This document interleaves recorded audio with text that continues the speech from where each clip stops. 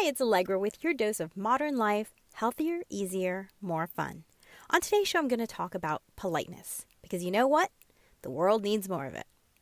Then you're going to hear my conversation with my friend Angela, who I introduced you to earlier in the year as someone who has just left her only employer of her entire life. She's been with them for over 20 years in order to pursue her quote-unquote passion.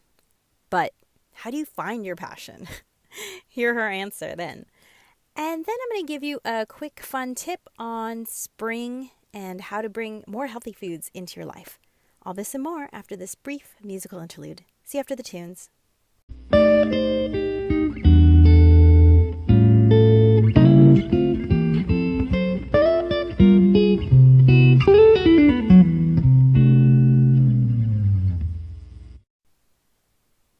We're back. And now about politeness. You know, no one was ever accused of being too polite. And I really feel like in this day and age, when there's so much lost in translation between text messages and social media posts, that you just need to be extra polite. And recently, I had an interaction with a friend of mine who, I think we all have friends and family like this person. They are someone who I know is a good person. I mean, if I went into the hospital and, God forbid, I needed a blood transfusion or something, I believe this person would show up to donate blood in a heartbeat. However, our political beliefs could not be further apart. And this is someone who I grew up with. So it's not as though we're from different parts of the world or different backgrounds in some radical way. This is someone who you would think would be kind of similar to me. However, I know this person is a good person. I know this person is someone that I could trust. And this person posted something online that I didn't agree with. And so I decided that instead of hiding it or unfriending that person, because, there's actually been a lot of interesting information about the fact that one of the reasons why the U.S. is so polarized is that we tend to surround ourselves with people who are like us and ignore the people who aren't like us. And so there's no constructive conversation happening back and forth. And we're just kind of in our own little bubbles, bubbles that are getting further and further apart. They're drifting away from each other. And so I think it's so important that each of us takes the responsibility to engage with the people in our lives, friends and family, that we don't agree with. Because even if you're not going to change that person's mind, the thing that I did and the thing that this person did by engaging with me in a constructive and polite conversation is that we reminded each other that there is someone on the other side of this issue that I care about. And that in and of itself is so important. I might not change that person's mind. They might not change my mind, but they just remembered that they care about someone who disagrees with them and vice versa. And I think that is really, really powerful.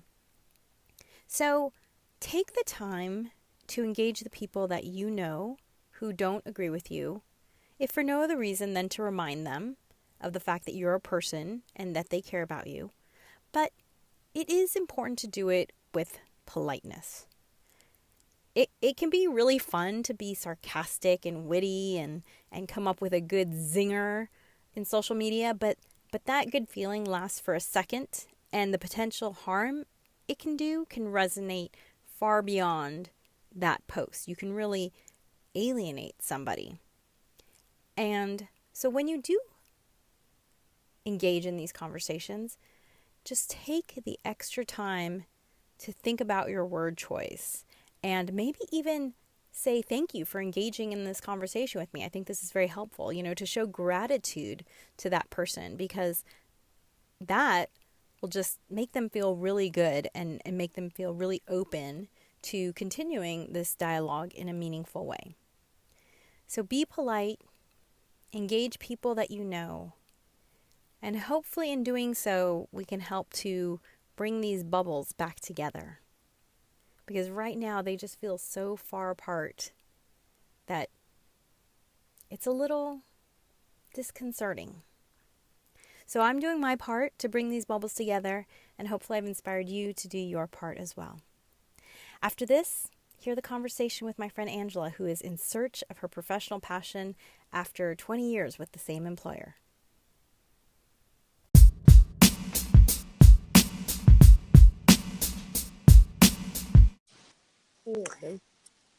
Hey world, I'm here again with my friend Angela White Randolph. You last heard from her 23rd, 2018 podcast where I introduced her as a recurring guest.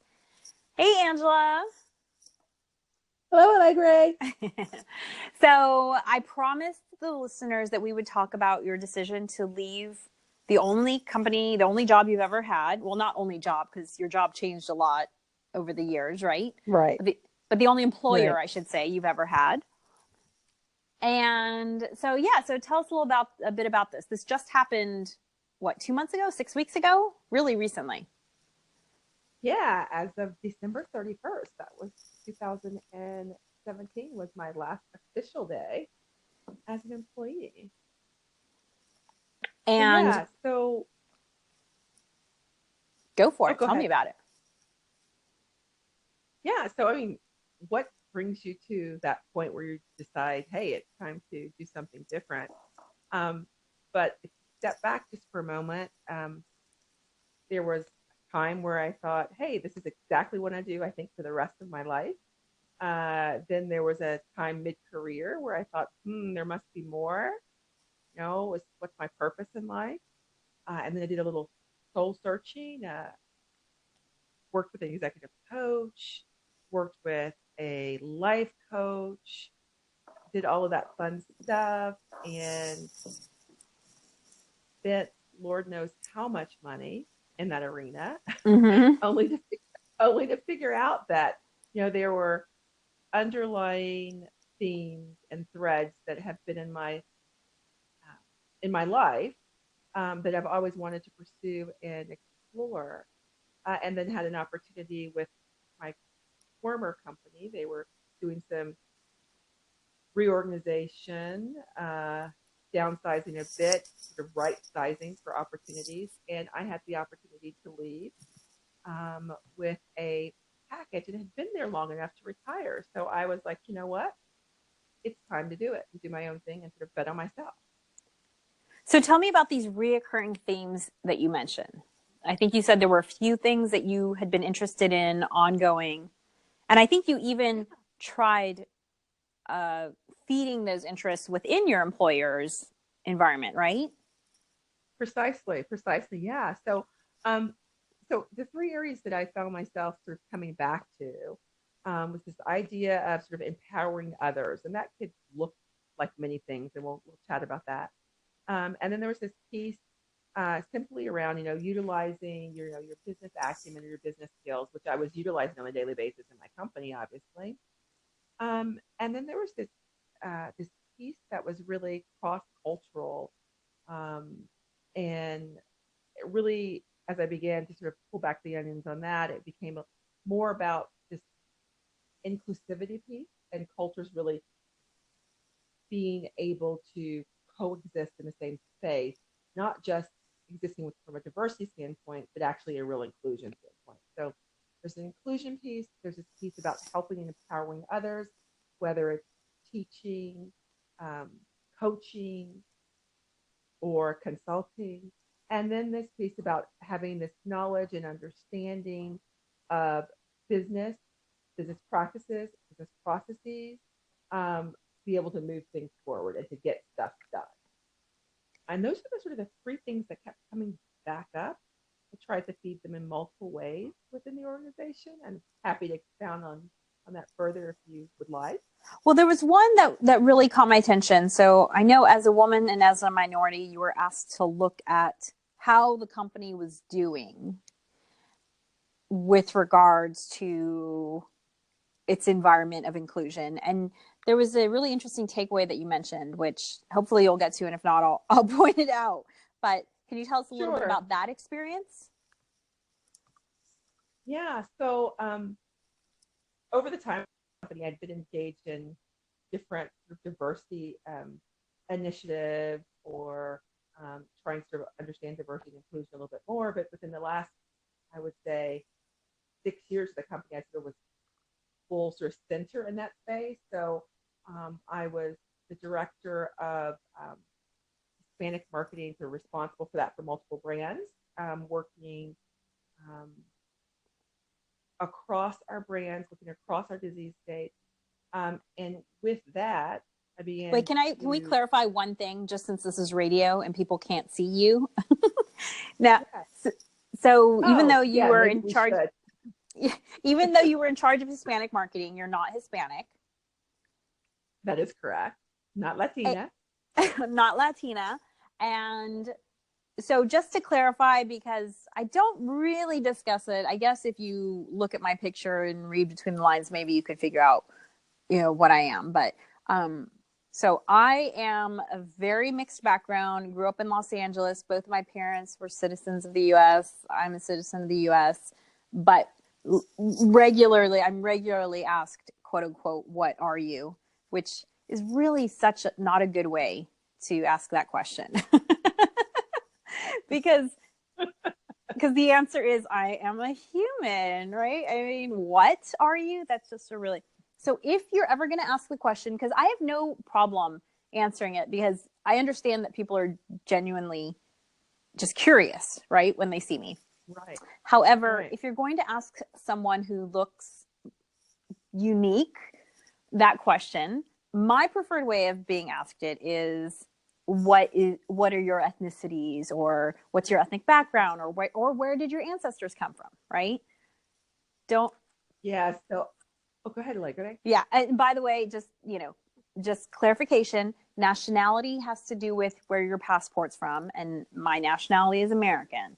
It's my ethnicities that people are curious about, right? So, and Angela and I should say, her mom says that we are like two peas in a pod. Like we are twins separated at birth. So I just want to add that we actually don't share very much in our background, in terms of where we're from, our ethnicities, etc., except for the fact that we both went to business school. But we do just have very similar, I guess, personalities in a way. So tell us about your There you have it. background, Angela. There you have it. Well, it's too bad that the first time I didn't meet Alegre, I didn't just sort of say, "Where are you from?" That's what I really mean. Like, where are you from? Mm-hmm. Because that's what people. But no, all joking aside, my background. I'm originally from Tennessee. So I'm from the South. I've lived a lot of my adult life, however, in the Midwest, traveling quite a bit for my company, working overseas and in Puerto Rico, having a lot of responsibilities for those spaces. So I traveled a lot. Like sometimes I wondered if I actually really even lived in the house that I had and shared with my husband. Mm-hmm. But yeah, I am, what I would say is, you're run-of-the-mill African-American female. Although you But then do again, speak excellent Spanish. I okay, I will say that I try. I'm not fluent, but I try. But I enough to run business meetings in Spanish and and enough understanding of the culture and nuances around marketing to be recognized um, for my ability to navigate cross culturally, multiple cultures, but specifically in the job that I was referring to, Latino within the United States and Puerto Rico. Okay. So that was the. So now that we have that clarified, at your work, you were doing a lot of things within Hispanic marketing, et cetera. Okay.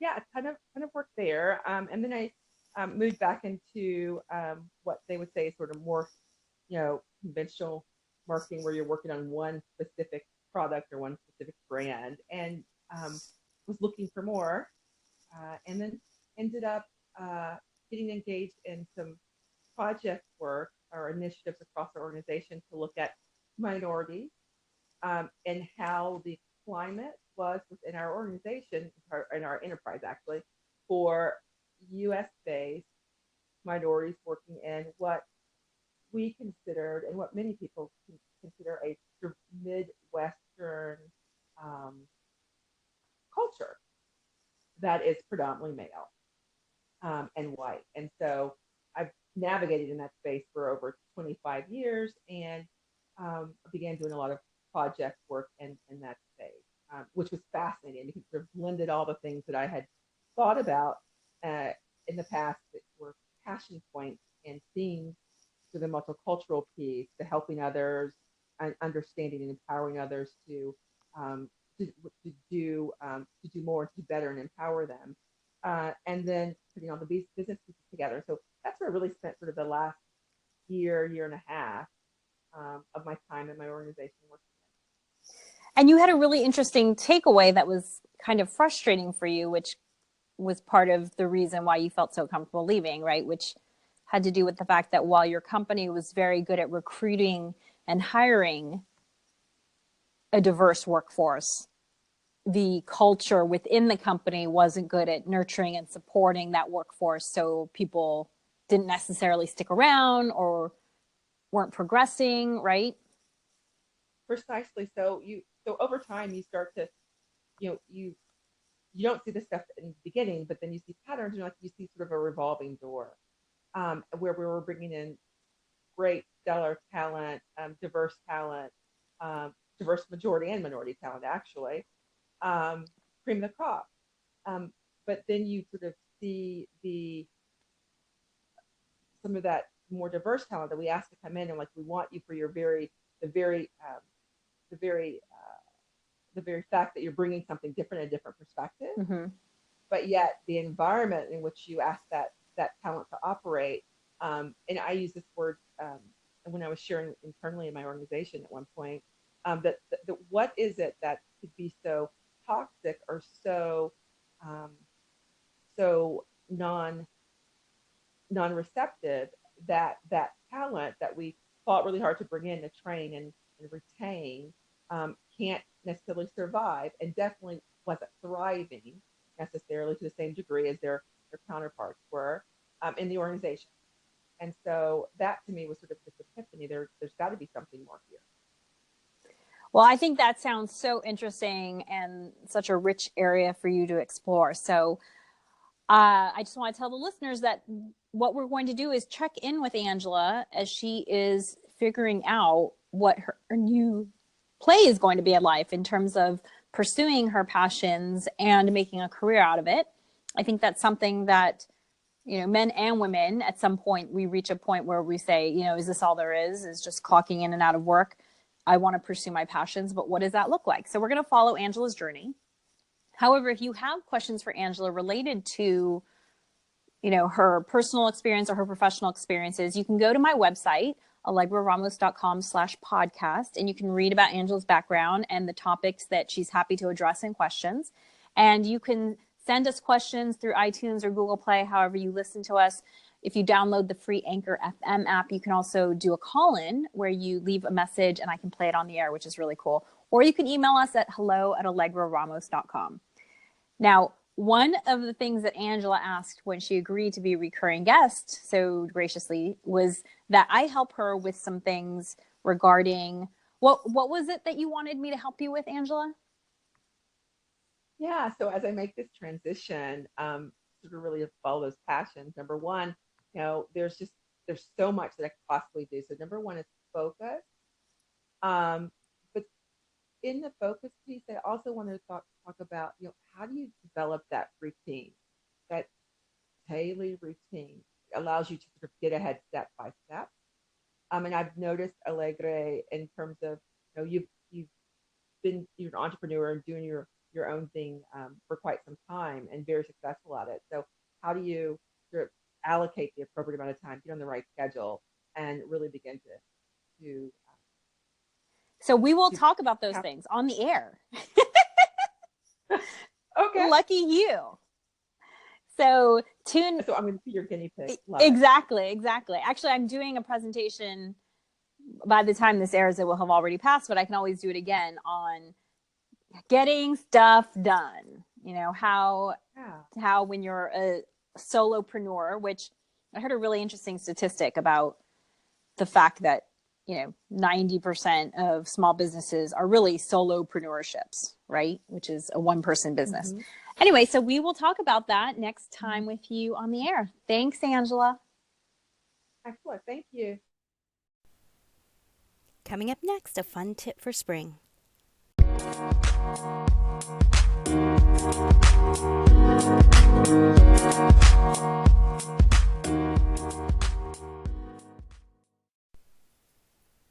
We're back, and now for my tip.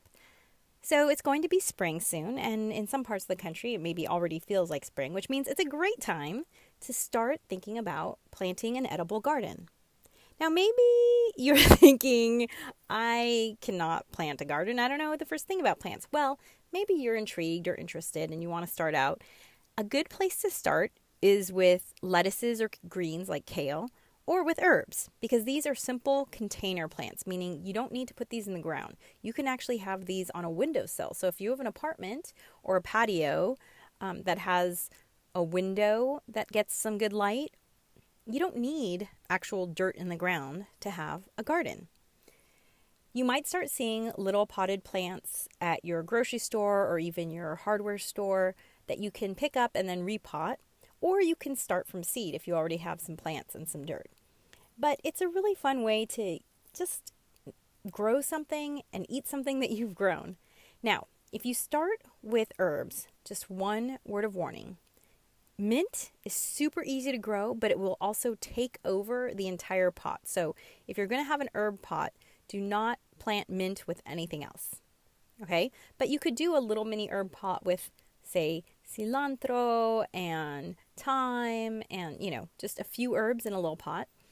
If you're going to do lettuces or greens, lettuces require probably less sunlight than, say, kale or something like that.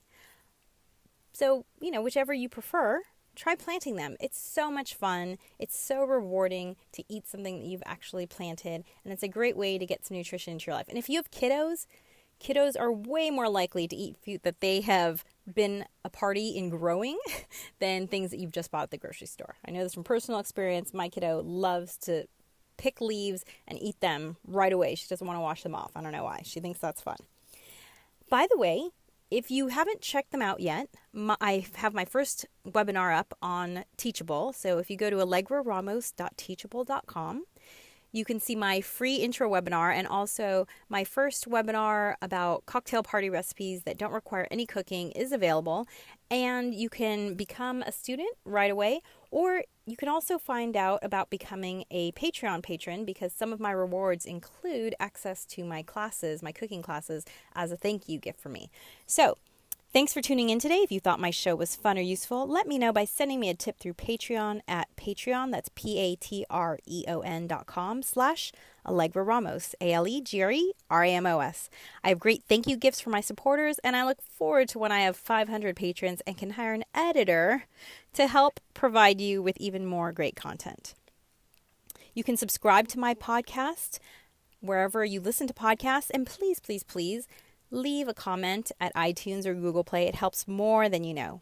If you'd like to submit questions, you can do so at hello@alegreramos.com, or download the free Anchor FM app and call into my show so I can play your question on the air. It's really pretty cool. I love doing that. So I will see you in a couple of weeks for your next dose of modern life, healthier, easier, and more fun. You'll be hearing from my friend Christine, who will be answering a really interesting HR question about how to help your employees dress appropriately at work. It's a really fun episode. I can't wait for you to hear it. Until next time, be a spark in the world. Over and out.